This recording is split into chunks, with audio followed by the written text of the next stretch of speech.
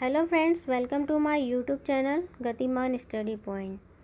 तो फ्रेंड्स, आज का हमारा वीडियो है कि कोरोना के बाद जो ब्लैक फंगस नया चैलेंज आया है, इस ब्लैक फंगस के बारे में आज हम जानकारी प्राप्त करेंगे कि आखिर यह ब्लैक फंगस है क्या। यह एक नया चैलेंज है, जहां हो जाए उस अंग को ही कर देता है ख़त्म, ऐसा कहा जा रहा है। ये भी बहुत ही ख़तरनाक है। जैसा कि फ्रेंड्स हम सभी जानते हैं कि देश में कोरोना महामारी के बीच अब इस ब्लैक फंगस का प्रकोप तेज़ी से बढ़ता जा रहा है। अब तक 500 से ज़्यादा लोग इसके चपेट में आ चुके हैं। तो चलिए फ्रेंड्स, पढ़ते हैं हम इसके बारे में। दिसंबर के शुरुआत में दिल्ली में आए ब्लैक फंगस के मामले। दिसंबर से ही इस ब्लैक फंगस के मामले आने शुरू हो गए हैं। उसके बाद गुजरात के अहमदाबाद में भी आए कुछ मामले। खतरनाक है क्योंकि इसके 54% मरीजों की मौत हो जाती है। ये इससे जो भी ग्रसित हो रहा है, उसे 54% मरीज हैं जिनकी मौत हो जा रही है।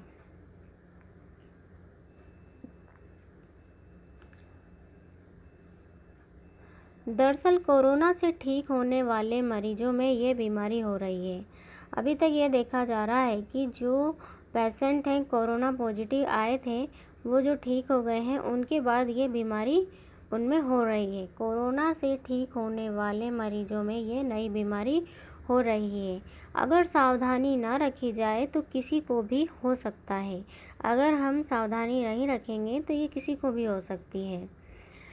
मीडिया रिपोर्ट के मुताबिक ब्लैक फंगस इतना ज़्यादा खतरनाक है कि इसे जान बचाने के लिए मरीजों के अंग तक काट कर निकालने पड़ रहे हैं।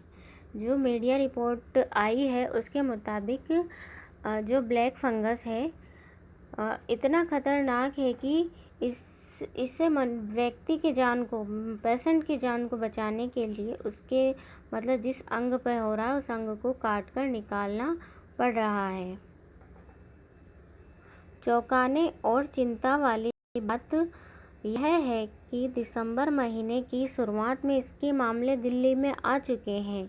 इसके बाद अहमदाबाद में भी इस तरह के मामले सामने आने के बाद सरकार ने एडवाइजरी जारी की है। कुछ ऐसा ही राजस्थान और पंजाब में भी हुआ है।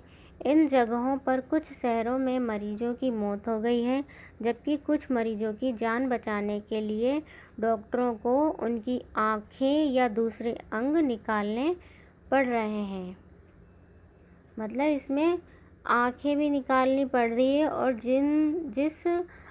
जिस बॉडी को इन्फेक्टेड कर रहे हैं उसे काट कर निकाल रहे हैं। अगर आँखों में संक्रमण है तो आँखों को निकालना पड़ रहा है। ये किसी भी पार्ट में बॉडी के हैं तो उस अंग को काट कर निकालना पड़ रहा है। ऐसे परिणामों के साथ ब्लैक फंगस बेहद खतरनाक बताया जा रहा है। तो चलिए हम जानते हैं कि ब्लैक फंगस क्या है। क्या है ये ब्लैक फंगस? ये एक फंगल बीमारी है जो म्यूकरमाइकोसिस नाम के फंगाइल से होता है। ये एक फंगल बीमारी है जो म्यूकरमाइकोसिस नाम के फंगाइल से होता है। अब जानेंगे कि किसे होने की आशंका है। इसकी उन लोगों में होने की आशंका ज़्यादा है जो पहले से किसी बीमारी से जूझ रहे हैं, किसी भी बीमारी से जो लगातार चली आ रही है, जिससे क्या है उनकी इम्यूनिटी कम हो रही है। जब सामने वाले की इम्यूनिटी कम हो रही है किसी रोग के कारण, तो ये उन पेशेंट में ज़्यादा फैल रहा है, ज़्यादा उनको इन्फेक्टेड कर रहा है। कोई ऐसी दवाई ले रहे हैं जो शरीर की इम्यूनिटी को कम करती हो या शरीर की दूसरी बीमारियों से लड़ने की ताकत कम करती हो, या कोई ऐसी दवाई ले रहा है जिससे इम्यूनिटी कम हो रही है या दूसरी बीमारियों से लड़ने के लिए ताकत कम करती है।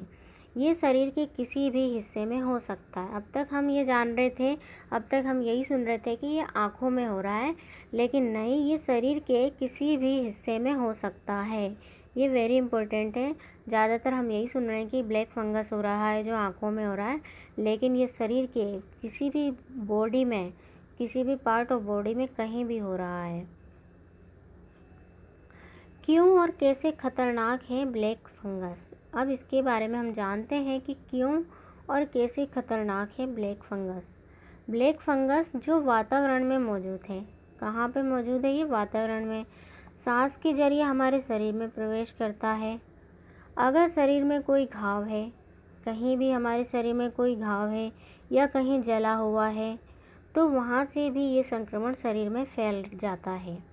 अगर हमारे शरीर में कहीं घाव हो रहा है या कहीं जल रहा है, तो उस जगह से भी ये संक्रमण शरीर के अंदर प्रवेश कर जाता है और फैल जाता है। अगर शुरुआती दौर में इसकी पहचान नहीं की गई तो आँखों की रोशनी भी जा सकती है। अगर इसकी पहचान नहीं हुई तो आँखों की रोशनी भी जा सकती है। शरीर के जिस हिस्से में ये फंगस फैल रहे हैं, शरीर का वो हिस्सा सड़ सकता है। ये जिस शरीर के जिस पार्ट से, जिस बॉडी ऑफ पार्ट से ये इन्फेक्टेड हो रहे हैं, वो जो इन्फेक्टेड एरिया है वो सड़ भी सकता है। कहाँ पाया जाता है ब्लैक फंगस? हालांकि एक रेयर संक्रमण है, यह एक रेयर संक्रमण है, लेकिन वातावरण में कहीं भी रह सकता है। ये ज़मीन पर और सड़ने वाले ऑर्गेनिक पदार्थों में, जैसे पत्तियों, सड़ी लकड़ी और कंपोस्ट खाद में पाया जाता है। ये एक रेयर संक्रमण है जो वातावरण में कहीं भी पाया जा सकता है। ये ज़मीन, सड़ने वाले ऑर्गेनिक पदार्थों में और जैसे पत्तियों, सड़ी लकड़ी, कंपोस्ट खाद आदि में पाया जाता है। क्या है ब्लैक फंगस के लक्षण? क्या है इसके सिम्टम्स? कैसे हम पहचानेंगे कि ब्लैक फंगस है? तो चेहरे में सूजन आ जाती है इससे। अगर इससे कोई इन्फेक्टेड है तो कोई पेशेंट, उसके चेहरे पे सूजन आ जाती है। सिर में दर्द होना, नाक बंद होना, उल्टी आना, इसमें ब्लड वाली उल्टी आती है। बुखार आना, छाती में दर्द होना, साइनस कंजक्शन, मुंह के ऊपरी हिस्से में या नाक में काले घाव होना। क्या है ब्लैक फंगस से कोरोना का कनेक्शन? अब हम जानेंगे कि जो अभी कोरोना है और जो ब्लैक फंगस अभी चल रहा है, इन दोनों का कनेक्शन क्या है? वैसे तो ये उन लोगों को होता है जिन्हें डायबिटीज़ कैंसर है और जिनका कोई अंग ट्रांसप्लांट हो, जो लंबे वक्त से स्टेरॉइड ले रहे हों, या जिन्हें कोई स्किन इंजरी हो, या प्रीमेच्योर बेबी को भी ये हो सकता है।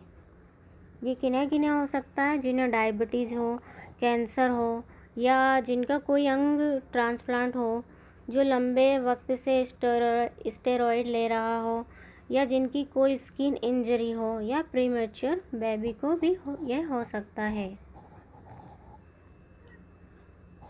वहीं जिन लोगों को कोरोना हो चुका है उनका भी इम्यून सिस्टम कमज़ोर हो जाता है। अभी जिन लोगों को कोरोना हो जाता है उनका इम्यून सिस्टम भी कमज़ोर हो जाता है। अगर किसी हाई डायबिटिक मरीज को कोरोना हो जाता है तो उसका इम्यून सिस्टम और ज़्यादा कमज़ोर हो जाता है। ऐसे लोगों में ब्लैक फंगस इन्फेक्शन फैलने की आशंका ज़्यादा रहती है। आशंका ज़्यादा हो जाती है। कोरोना मरीजों को स्टेरॉइड दिया जाता है, ऐसे में मरीज की इम्यूनिटी कम हो जाती है।